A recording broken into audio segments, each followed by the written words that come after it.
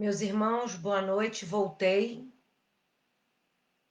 Eu não costumo ter problemas de conexão. Vamos ver se nós estamos aqui mais uma vez unidos. Eu já estou me vendo.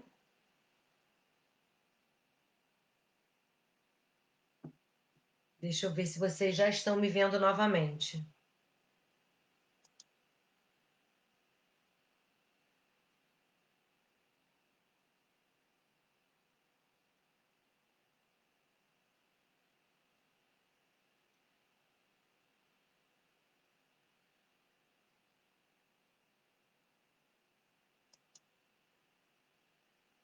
Bom, vamos continuar.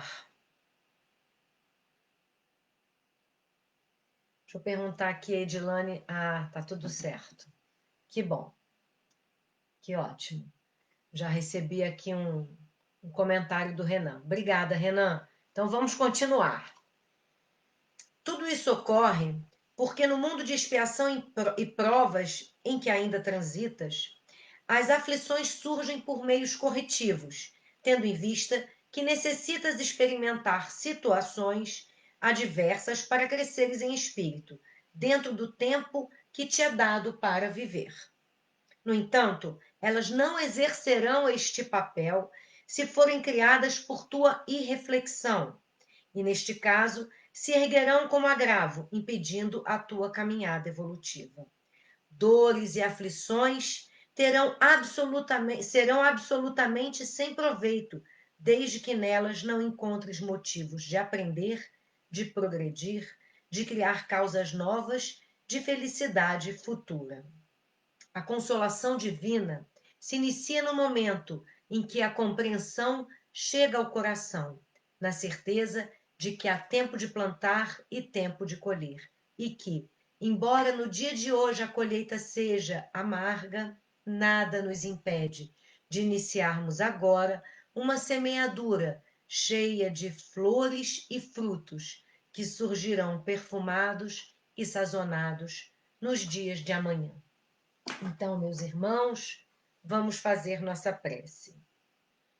Vamos lá. Vou botar a musiquinha que eu separei aqui.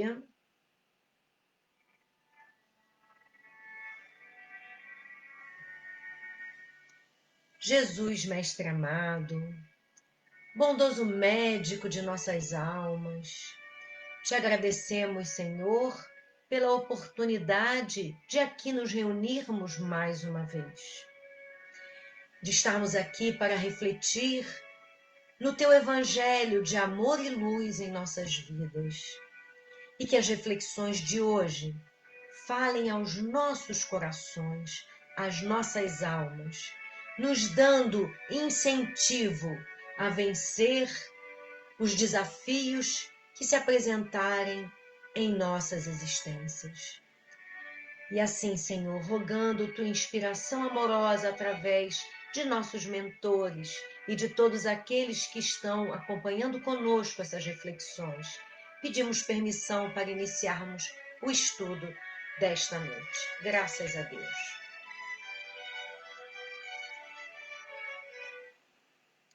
Bom, meus irmãos, o estudo da nossa noite será resignação na adversidade.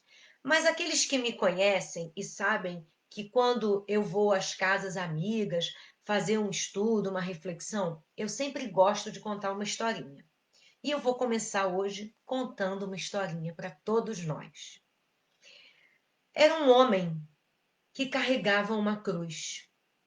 A sua cruz era enorme, mas ele já a carregava há alguns anos. Só que num dado momento de sua vida, ele se sentiu fatigado, cansado, desanimado. E ele, muito cansado, muito sofrido, com os ombros marcados, rogou, pediu, com muita fé, com um sentimento de confiança profundo, pediu a Jesus que o ajudasse, pois ele não suportava mais o peso daquela cruz. E naquele instante de prece sentida na alma, Jesus aparece a este homem. E ele pede a Jesus, faz aquela rogativa: Jesus, eu venho carregando o peso dessa cruz ao longo de toda essa vida. Mas, bom mestre, eu já não suporto mais. Por favor, essa cruz está muito pesada para mim. Me deixa trocar de cruz. Jesus diz a ele assim: Você sabe, meu irmão, que todos nós que passamos nesta vida temos as nossas cruzes a carregar. Mas, no entanto, como você pediu, com sentimento, né, muito sofrido, eu vou conceder a você uma exceção. Mas vou lhe advertir que você terá a oportunidade de escolher novamente a outra cruz, porque você bem sabe que esta cruz você escolheu antes de renascer. Então, eu lhe darei a oportunidade de escolher outra cruz, mas você não poderá trocá-la, porque eu já estou abrindo uma exceção. E ele falou que agradeceu muito a Jesus, estava muito feliz com aquela possibilidade. Jesus pegou, pediu um auxiliar que pegasse a cruz daquele homem. E Jesus falou assim para ele: Olha, nós temos aqui uma sala repleta de cruzes. Você vai entrar nessa sala e vai escolher agora a cruz que você vai querer carregar para o resto de sua existência. Tudo bem para você, mas olha, escolhe bem, presta atenção, porque depois que você escolher, não poderá trocar mais. Aí ele, muito feliz, entrou na sala, olhou todas aquelas cruzes, prestou muita atenção, olhou bem, testou, pegou, botou no ombro. Viu uma que era de ferro, pegou, testou, não gostou. Viu uma outra que era de madeira, mas tinha muita farpa, botou no ombro, machucou logo, não gostou.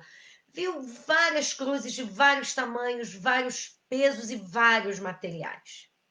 E lá no fundo da sala havia uma cruz de madeira e ele decidiu olhar. Aquela cruz chamou a atenção dele. Ele se aproximou daquela cruz, pegou a cruz e falou: Ai, que coisa curiosa, ela é quase do tamanho da outra cruz que eu carregava. Mas já que Jesus abriu essa exceção, né? Eu também não vou abusar, né? Também não vou pegar uma cruz pequenininha. Vou pegar uma cruz mais ou menos parecida com aquela que eu carregava, mas um pouco mais leve, né? Com menos farpa. Vou pegar de madeira mesmo, já que a outra também era de madeira. E aí ele pega a cruz, bota no ombro e fala: coisa curiosa, né? Ela lembra até um pouco a outra cruz mesmo. Mas não, aí ele pegou, encostou, olhou. Não, mas é diferente, é mais leve, tá mais lisinha. Eu acho que ela é um pouquinho menor, inclusive. Aí botou no ombro de novo, testou, andou um pouquinho com ela na sala. Falou: então é essa, vou levar essa mesmo. Aí Jesus apareceu para ele. Falou: escolheu, meu irmão. Ele: Jesus, escolhi. Mas olha, Jesus, aí ele fez a propaganda, né? Olha, eu não escolhi uma cruz muito diferente, não. Eu escolhi uma cruz até parecida, do mesmo material, porque eu não queria, na verdade, me eximir do esforço. Mas eu estava muito pesado para mim o negócio e tal. Não, então eu escolhi uma cruz parecida, de madeira também e tal, é mais ou menos do mesmo tamanho, é um pouquinho mais leve, um pouquinho menos pesada e tal, um pouquinho menor. Jesus falou: tem certeza? É essa mesmo? Meu irmão, você não vai poder trocar. Tem certeza? Ele: não, tenho certeza. É essa mesmo. Eu não vou abusar da sua boa vontade. A gente sempre faz isso, né? Eu não vou abusar da sua boa vontade. Pode ficar tranquilo, Jesus, que eu fiz a escolha certa. E muito obrigada por essa oportunidade. Aí ele saiu. Jesus se despediu. Uma boa caminhada, meu irmão. E ele saiu. Quando ele saiu com a cruz no ombro e tal, começou a andar, começou a achar aquela cruz um pouquinho pesada. Aí ele falou, nossa, mas essa cruz, ela tá com um incômodo aqui no meu ombro, tão parecido com aquela cruz que eu carregava. E aí ele foi andando, mas não é a mesma cruz mesmo, é que Jesus pegou a minha, é óbvio, e continuou caminhando. Num dado instante, ele resolveu parar para descansar e apoiou a cruz numa árvore. E quando ele sentou e lá na parte mais baixa, na base da cruz, ele observou que aquela cruz tinha a mesma marca que ele havia feito na cruz que ele tinha entregue para Jesus. Em suma, era a mesma cruz que ele escolheu. Meus irmãos, nenhum de nós pode se furtar aos desafios, aos pesos, às dificuldades, às adversidades que nós temos que enfrentar nesta vida. Por isso que o nosso estudo de hoje é resignação na adversidade. No Evangelho segundo o Espiritismo, nós temos em 2 capítulos itens em que os espíritos falam sobre a resignação. No capítulo 5, no item 12, nós temos motivos de resignação. E no capítulo 9, no item 8, nós temos o item 8 falando sobre obediência e resignação. Bom, primeiro nós vamos falar sobre a obediência e a resignação. Nos dizem os espíritos que a obediência é o consentimento da razão e que a resignação é o consentimento do coração. O que significa isso? Na vida, quando nós seguimos as leis dos homens, nós seguimos as leis porque nós temos a razão a nos dizer que nós precisamos seguir aquelas leis, porque senão estaremos infringindo as normas de bom convívio, de boa conduta, as normas legais de vizinhança, de comércio, as normas que nos falam, que nos dirigem. Então, nós sabemos pela razão que nós precisamos seguir as leis. Com relação às leis divinas, é exatamente a mesma coisa. Nós seguimos as leis divinas quando seguimos as leis divinas, que estão impressas aonde? Elas estão escritas aonde? Como diz lá no Livro dos Espíritos, quando Kardec pergunta aos espíritos aonde estão escritas as leis divinas. E os espíritos respondem a Kardec que elas estão escritas na nossa consciência. Então, quando nós cumprimos as leis soberanas, as leis divinas, nós estamos agindo com o consentimento da razão. A razão nos impele a seguir as leis divinas. No entanto, espíritos ainda em aperfeiçoamento que nós somos, muitas vezes ainda reside em nós uma parcela um pouquinho grande, vou falar assim, vou falar enorme, não, um pouquinho maior de egoísmo, de orgulho. E isso faz com que a gente haja, às vezes, pensando só em nós, sem se preocupar com o nosso próximo. E aí nós ferimos essas leis divinas. E quando nós ferimos as leis divinas, quando nós saímos desse roteiro das leis divinas, o que acontece conosco? Vem as leis reparadoras, porque nós vivemos inseridos numa lei maior, chamada lei de ação e reação. Toda ação tem uma reação correspondente. Então, se nós infringimos essa lei, nós teremos a reação. Se a nossa ação nos afasta da lei divina, nós teremos uma reação para nos recolocar no caminho das leis divinas, para nós nos acertarmos com essas leis. Ah, Andréia, então a gente sofre por causa disso? O caminho do reajuste é uma escolha única e exclusiva nossa. Dizem os bons espíritos que nós podemos fazer o nosso trajeto, percurso de reparação de duas maneiras: pelo amor ou pela dor. Como nos disse Jesus, que o amor cobre a multidão dos nossos erros, não vou falar pecados, dos nossos erros, dos nossos equívocos. Por quê?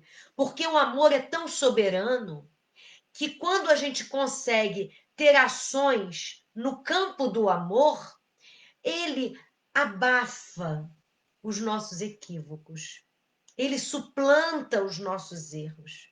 O que acontece é que muitas vezes esse danado desse egoísmo, esse danado desse orgulho, faz com que a gente não consiga fazer todo o nosso processo reparador dos nossos equívocos pela lei do amor. Então vem a dor, vem a dificuldade. Para quê? Vou falar um termo muito popular, para baixar nossa bola. Para a gente ver que a gente não é tão poderoso assim. Não somos o rei da cocada preta assim. Então vem a dor para nos ensinar, diminuir o nosso orgulho, diminuir o nosso egoísmo. Ah, então a gente tem que sofrer? Que lei é essa de sofrimento? Que justiça é essa? Jesus nos disse lá no capítulo 5 do Evangelho segundo o Espiritismo: bem-aventurados os aflitos, porque serão consolados. Por quê? Quando a gente passa pelas nossas aflições, pelas nossas dificuldades, e aí vem o nosso estudo. O fundamento maior do estudo dessa noite, que é o termo resignação. Resignação é o consentimento, é a compreensão de que nós estamos passando por um momento de dificuldade, que nós precisamos passar para aprender alguma coisa com ele. E resignação não tem nada a ver com aceitação inerte, com apatia. Não, Joana de Ângeles nos diz que a nossa resignação tem que ser ativa. E lembrando de Jesus, tudo o que Jesus falava para nós, nos chamava, nos conclamava a uma atitude proativa. Jesus nunca falava assim: eu vou te curar, eu vou limpar suas chagas. Ele não falava isso. Ele sempre perguntava: o que queres que eu seja curado? O paralítico do poço, Betesdá, ele estava ali há anos. E o que Jesus pergunta para ele? O que queres? E aí ele: quero ser curado. E o que Jesus fala para ele? Pega a tua cama e anda. Então Jesus falava que a gente tinha que andar. O que queres que eu veja? O que queres? Ser limpo, que tu me limpes. Jesus falou para nós: vinde a mim todos vós que estáis aflitos e sobrecarregados, que eu vos aliviarei. Jesus não falou: fica aí esperando que eu tô indo. Não.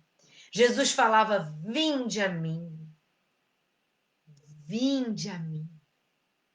Então, ele exige de nós uma atitude proativa. Ele exige que a gente deseje, que a gente atue, que a gente trabalhe, que a gente se esforce. Porque nós temos que tomar muito cuidado, até mesmo porque nós espíritas, que sabemos que os nossos sofrimentos são o reflexo, são a reação de ações equivocadas no nosso passado. Então a gente fala assim, então, ai, não, então tem que sofrer. Então eu tenho que ficar aqui amargando esse sofrimento porque eu mereço, porque eu estou pagando, porque eu estou resgatando. Não é isso. Não é isso que está dito lá no Livro dos Espíritos, nem no Evangelho segundo o Espiritismo.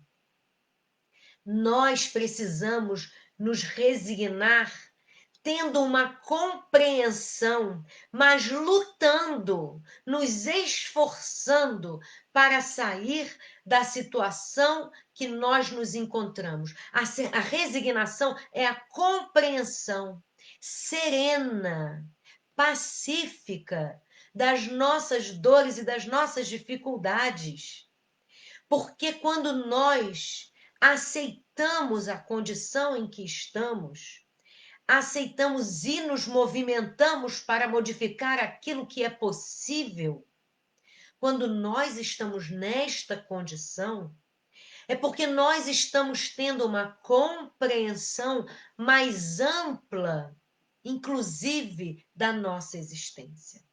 Porque se nós, como dizem os espíritos, se nós colocarmos a nossa visão apenas nesta vida, por isso que a doutrina espírita é espetacular, é fantástica, é o consolo necessário para as nossas almas, porque ela vem nos mostrar que nós não estamos sofrendo ou tendo dificuldades e desafios na vida por causa de A, de B ou de C, mas é por causa de nossa imperfeição, é por causa de nossa dificuldade, é por causa das nossas ações.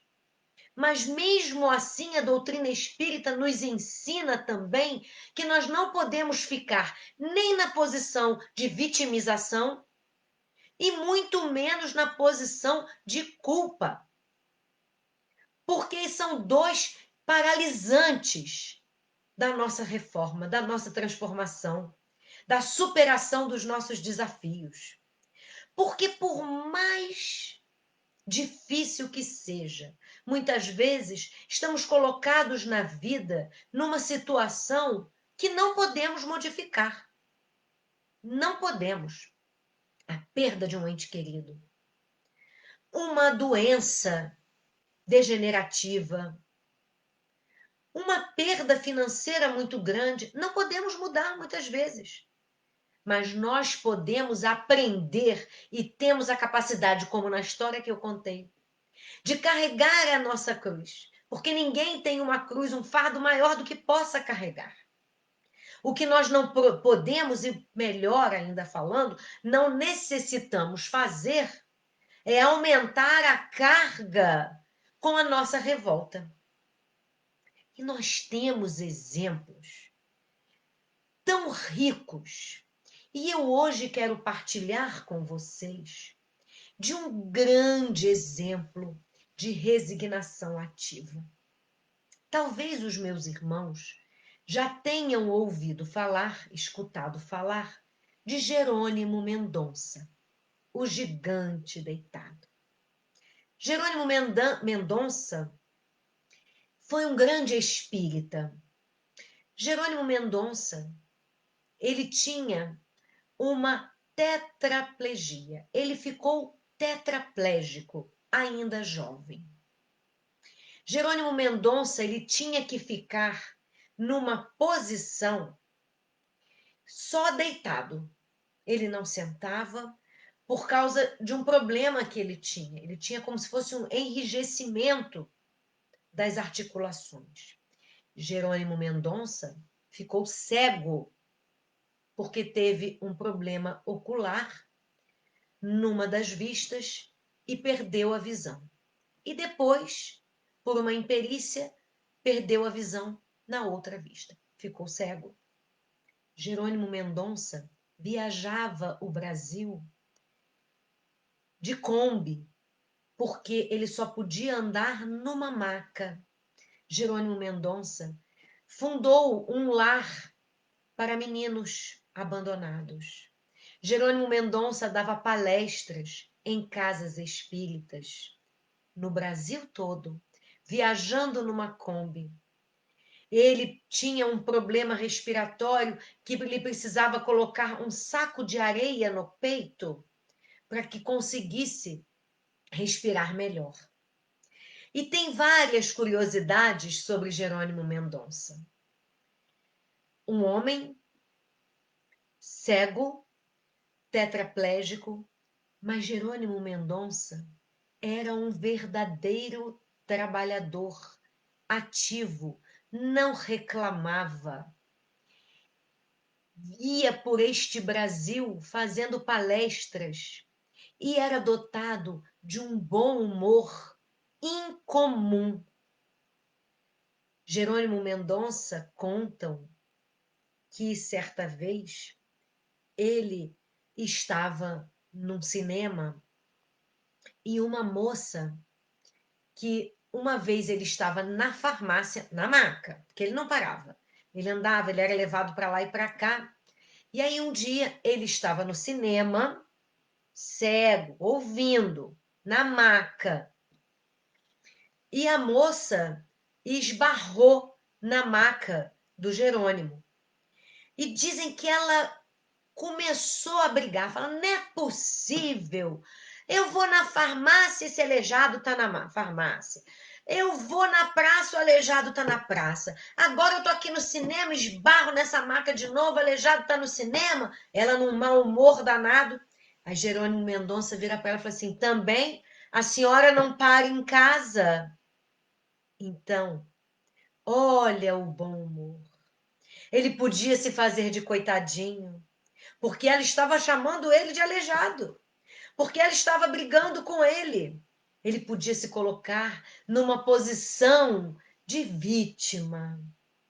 Ele podia se revoltar. Poxa, será que ela não vê que eu sou aleijado mesmo? E eu estou aqui com toda dificuldade. E estou aqui fazendo um esforço danado. E meus amigos fazendo um esforço enorme para me trazer no cinema. Contam também que certo dia a mãe de Jerônimo falou assim para ele: meu filho, eu não entendo essa vida. E eu não entendo você. A mãe dele não era espírita. Eu tenho 9 filhos, se eu não me engano, eram 9. 9 filhos. 8 deles são perfeitos. Não tem uma enfermidade. E você, meu filho, que é tetraplégico, que é cego, meu filho que é paralítico, meu filho, você não para em casa, você não sossega, Jerônimo. Você vai para lá, você vai para cá, você vai dar palestra, você viaja, meu filho. Eu não consigo entender isso.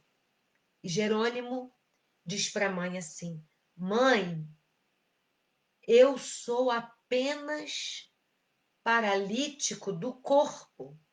Eu não sou paralítico da alma. Que lição para todos nós. Que lição para mim que é.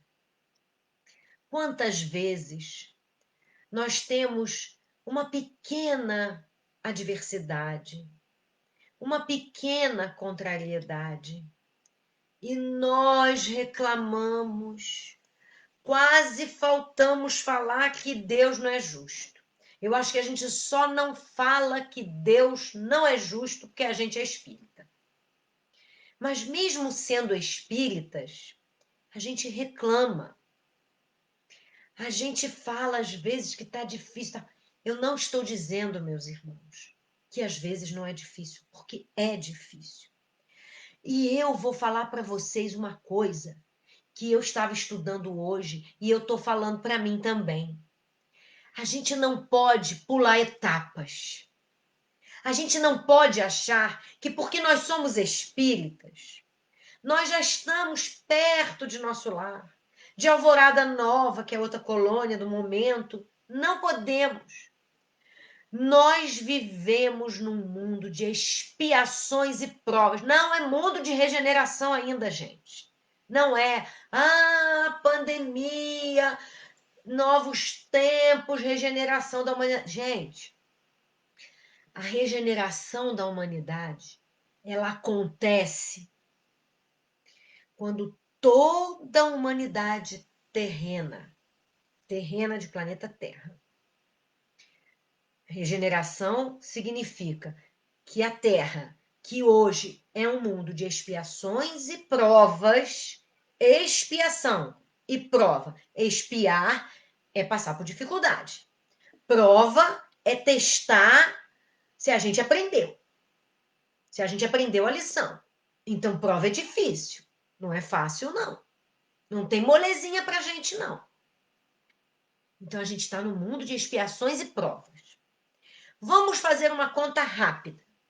Considerando que a população do planeta Terra tem 7 bilhões de encarnados e a população de desencarnados é 3 vezes maior, então vamos considerar que nós temos 21 bilhões de desencarnados, espíritos como nós, que ainda estão na condição de espíritos em aperfeiçoamento para viver e habitar um mundo de expiações e provas, que está no processo de transformação de mundo de regeneração.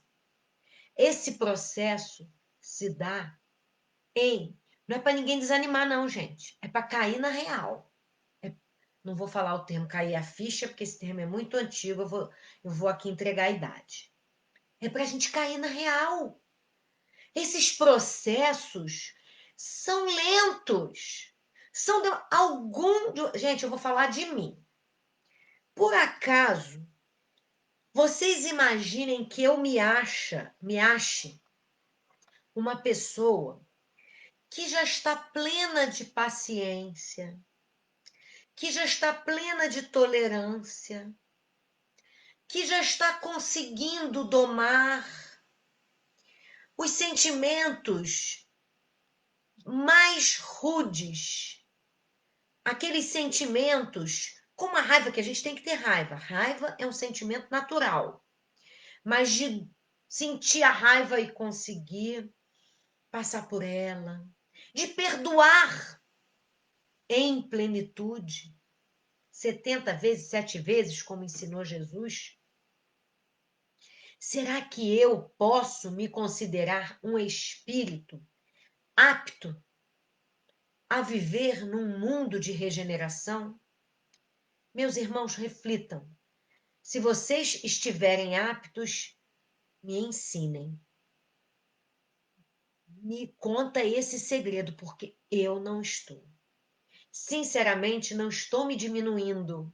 Faço grandes esforços, mas não sou um espírito que hoje, encarnada, e quando eu desencarnar, serei a mesma pessoa, porque ninguém ganha asa de anjo, a auréolazinha, vibra lá naquela sintonia, oh, sabe, tranquila e tal. A gente acha o quê? Que a gente vai chegar em nosso lar, desencarnou, chega em nosso lar e fala, oi, meu irmão, oi, minha irmã. Não, a gente chega exatamente como a gente é, agitado, calmo, tranquilo, pacificador, que se irrita mais fácil. Eu não me considero um espírito apto a viver no mundo de regeneração. Não sou esse espírito ainda. Mas estou trabalhando para ser, como vocês, como todos nós. Então, esses processos de transformação, de elevação da classe do nosso planeta Terra é um processo ainda muito lento. A pandemia está aí para dar uma sacudida em todo mundo, mas é para sacudir. É para a gente ficar alerta, esperto. Mas a gente não vai acordar amanhã, acabou a pandemia, vacina do coronavírus, abriu a porta da casa, abriu a porta do centro espírita, e aí a gente entra lá assim, né? Como se a gente estivesse entrando em nosso lar, aquele monte de gente de túnica, bonito, né? De túnica, falando calma e pacificamente. Bom, meus irmãos, se alguém aqui tem a oportunidade de participar de uma reuniãozinha mediúnica de desobsessão de vez em quando, sabe que muitos espíritos que habitam ainda o planeta Terra são aqueles irmãos, ou somos nós, que estamos ainda tendo os nossos arrobos de ciúme, de intolerância, de egoísmo, de orgulho. Então, nós estamos vivendo num mundo de expiações, de provas. E quando estamos passando por estes desafios, é preciso que a gente utilize a obediência. Não encararmos as leis divinas ou as leis dos homens como servilismo. Não é isso. É consentir com a razão. Eu conheço as leis divinas. Eu sei que eu não posso ser egoísta. Eu sei que eu tenho que domar meu orgulho. Eu sei disso, disso, disso, disso. Então, eu vou trabalhar com a minha razão para estar de acordo e viver de acordo com as leis divinas. No entanto, se as aflições se aproximarem de mim, e vão se aproximar de todos nós, todos, sem exceção, a gente não pode, a gente é espírita, a gente não vive num mundo de magia. A gente não pode imaginar que a gente pega lá uma varinha mágica lá do Harry Potter, sabe? Faz assim, tum, e aí a gente aparece em nosso lar. A gente não faz isso. A gente está vivendo aqui, no mundo material, neste momento. E neste momento, neste mundo material, nós estamos passando por uma adversidade. Todos nós. Aqueles que têm que trabalhar, que não ficam em casa em quarentena, porque são linha de frente, são serviços essenciais, ou estão aí lutando entregadores, não importa. Comerciantes que estão com o comércio aberto, se não fecham as portas, esses que estão aí estão passando por um momento de dificuldade, porque estão tendo que dar nó em pingo d'água ou enfrentar, né, na linha de frente, como a gente fala, o desafio da pandemia. Nós que estamos em casa, nós, estou falando de mim, estou trabalhando, mas em casa, estamos trabalhando no isolamento social, aí fica mais tempo em casa, fica mais tempo com a família, então tem toda aquelas questões de convívio, um trabalho em casa que você começa a fazer que você de repente não fazia. Então nós todos estamos passando por um momento em que a gente tem que ter o quê? Esta resignação. É o consentimento do coração. Bom, eu não posso mudar isso. A gente não pode mudar isso. A pandemia está aí. A gente não pode mudar. Então, o que que nós vamos fazer? Vamos ser resignados, mas consentindo com o nosso coração. Esse momento, gente, olha a palavra, consentimento, com o nosso sentimento positivo, atuando positivamente para nos adaptar. O ser humano é adaptável. O ser humano ele consegue se adaptar às maiores adversidades. Nós temos a nossa inteligência. Nós podemos utilizar a nossa inteligência. Nós podemos utilizar este momento para mudar a relação na nossa família, mudar a relação no nosso trabalho, na nossa casa espírita. Olha que momento interessante que nós espíritas aqui de Petrópolis, particularmente, estamos vivendo com o movimento espírita, com as lives. Como nós estamos podendo participar até com mais facilidade das casas espíritas irmãs, amigas aqui, porque hoje nós temos uma facilidade enorme através dos recursos da informática. Às vezes a gente não poderia receber um palestrante de fora da cidade, e agora ele já pode vir aqui, ou melhor, vir entre aspas, né? Falar para nós, conversar conosco. Recentemente, nós fizemos um bate-papo com Jamiro, que só vem uma vez por ano aqui em setembro. Mas ele veio em maio aqui conversar conosco, através da live. Então, nós precisamos encarar esses desafios como oportunidades de agirmos em benefício de nossos espíritos como seres imortais.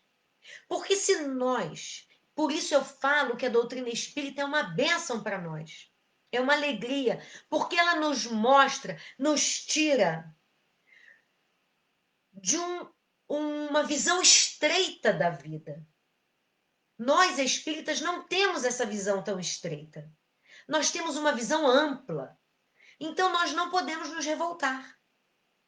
Nós precisamos agir com resignação, modificando aquilo que está ao nosso alcance, modificando as estruturas internas de nossos sentimentos. A Joana de Ângeles nos diz que é importante que a gente encare a vida com um olhar tão amplo, com vistas ao espírito imortal que somos. Porque hoje, se nós ampliarmos a nossa faixa de visão da vida, ou melhor, e ainda mais, dos problemas que nós temos, das dificuldades que nós temos, que são dificuldades inerentes ao mundo em que nós habitamos, de expiações e de provas. O mundo que vem nos testar, que vem nos colocar para os reajustes. Então a Joana nos diz que essa visão nós precisamos ter para não sofrer mais do que o necessário. Porque nós vamos ter as nossas dores, mas nós não precisamos, vamos colocar uma palavra assim, apimentar a nossa dificuldade. Porque a revolta nos tira a paz e a tranquilidade necessárias para ver, enxergar soluções, para receber o auxílio espiritual que nós tanto pedimos nas nossas preces.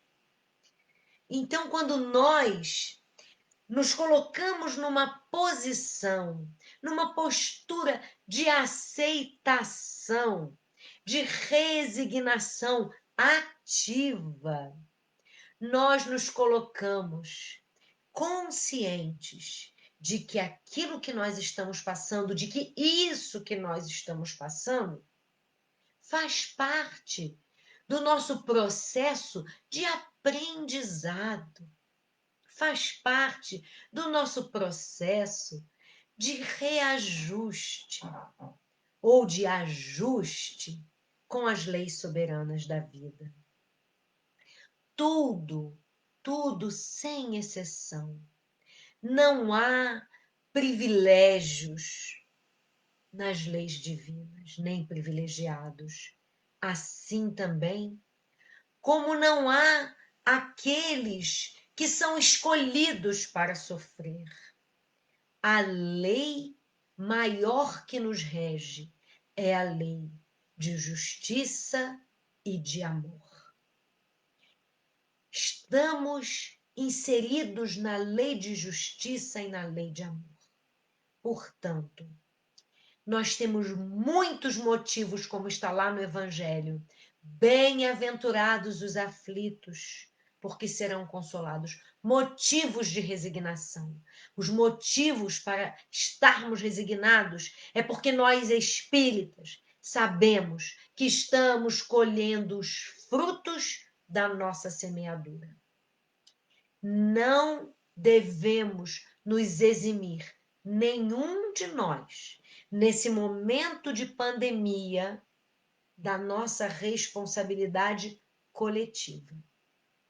Ah, mas eu não fiz nada que eu tivesse para merecer estar passando por esse momento. Nós não sabemos o que estamos fazendo ao longo dessas várias reencarnações. Então, com esse olhar mais amplo da vida do espírito imortal, das oportunidades que o Pai nos entrega para entrarmos nos ajustes com as leis divinas, temos muitos motivos para nos resignarmos. E também, como dizem os espíritos, para nós, precisamos ter essa resignação ativa, esse consentimento do coração. Tanto a obediência, que não é servilismo ou subserviência, não é isso. Não é apatia, não é aceitação sem a compreensão. É porque nós sabemos, a nossa razão sabe o que é o certo. E a resignação ativa, o consentimento do coração. Saber, ter a consciência plena de que nós estamos agindo e trabalhando nos resgates dos nossos equívocos do passado e do presente dessa vida, dessa encarnação. E quanto melhor nós passarmos pelas adversidades da nossa vida, sem queixumes, sem lamentações, se possível, nós sabemos que é muito difícil, agradecendo as oportunidades de aprendizado. Não posso dizer a vocês e a mim mesma que não verteremos lágrimas, que não sentiremos dores, que não sentiremos saudades, mas que essas lágrimas sejam lágrimas de aceitação, sejam lágrimas porque dói, apenas porque dói, e não porque estamos revoltados.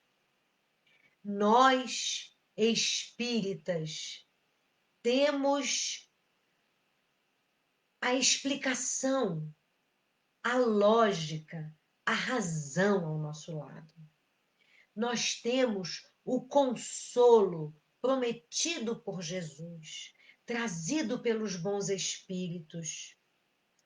Então, nós temos mais motivos ainda para, quando estivermos enfrentando as nossas dificuldades, os nossos desafios, que desafio é mais legal.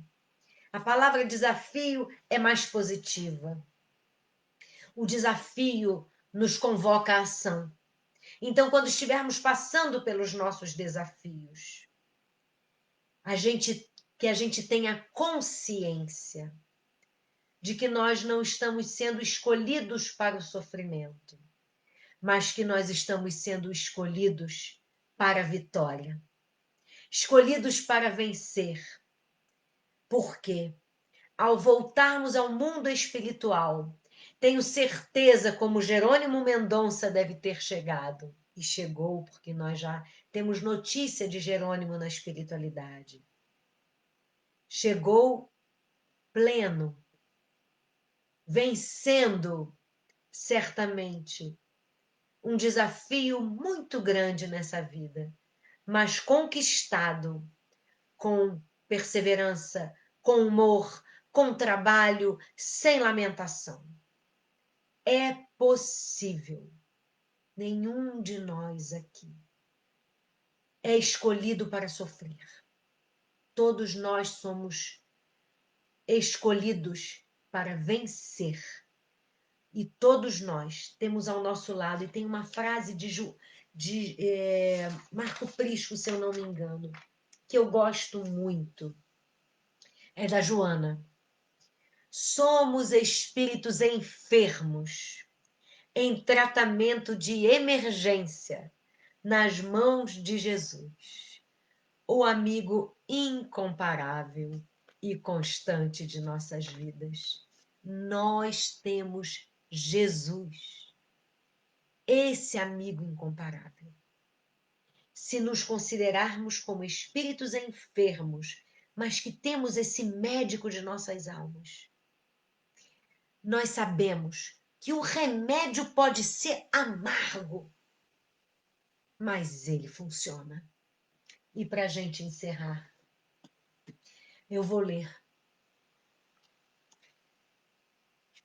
essa mensagem do livro Luz Viva. O fardo parece menos pesado quando se olha para o alto do que quando se curva para a terra, a fronte. Vida sadia. Os equipamentos mentais necessitam de lubrificantes especiais, a fim de funcionarem em ritmo de equilíbrio sob impulsos de ordem.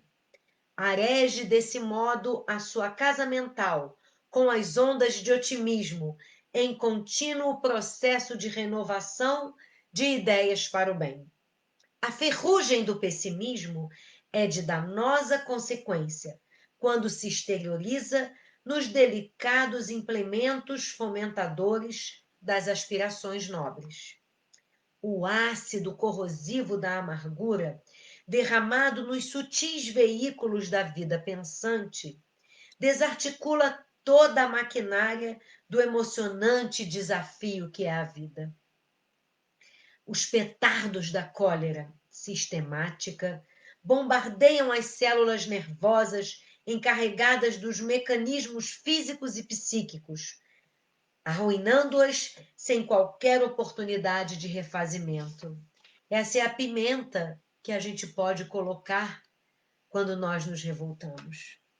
Reestude o seu programa de ação e expulse, em definitivo, a poeira acumulada das paixões dominantes nas peças da emoção que desarvoram o ritmo nas suas ações. Respire a esperança e revigore as complexas equipagens da sua celebração, a fim de que a sua mente lhe proporcione paz. Ninguém ascende no rumo de Deus sem o esforço sacrificial de si mesmo. A marcha evolutiva é de todos, mas a opção da estrada é de cada um. Sua mente, sua vida. Não somatize imperfeições morais. Antes, subtraia delas as conquistas do espírito, armazenando alegrias. Viver bem em clima de harmonia.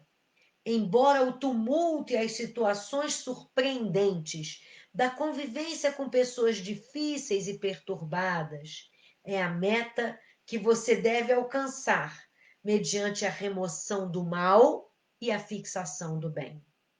Se, todavia, os problemas se lhe fizerem mais desafiadores e sem aparente solução, busque a bênção da prece e, no intercâmbio com Deus, você aurirá o fluido lubrificador para manter o equilíbrio das engrenagens mentais, que passarão ajustadas a produzir os estímulos de felicidade para uma vida sadia.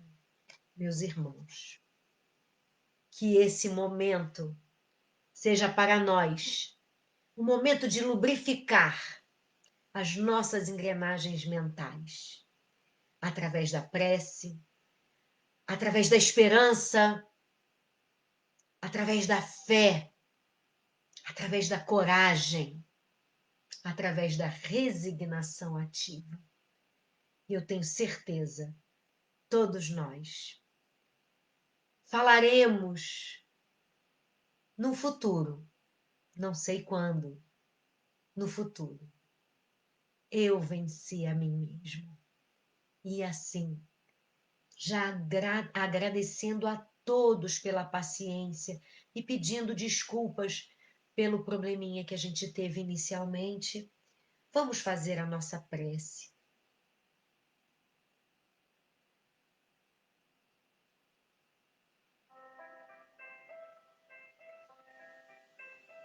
Jesus, Mestre amoroso, te agradecemos, Senhor, por ser esse médico de nossas almas, por cuidar de nós, Senhor, com tanto carinho e desvelo,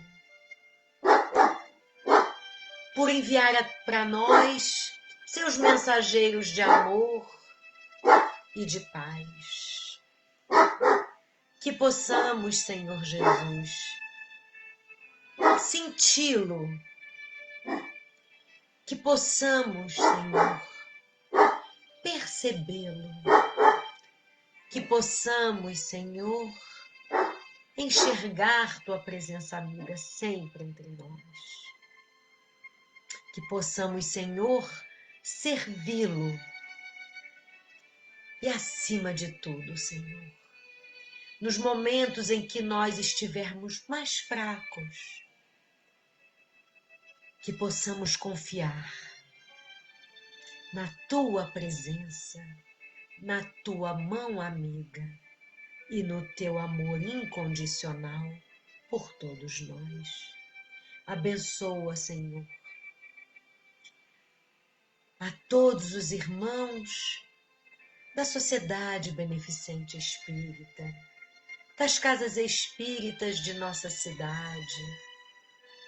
Abençoa os enfermos, Senhor.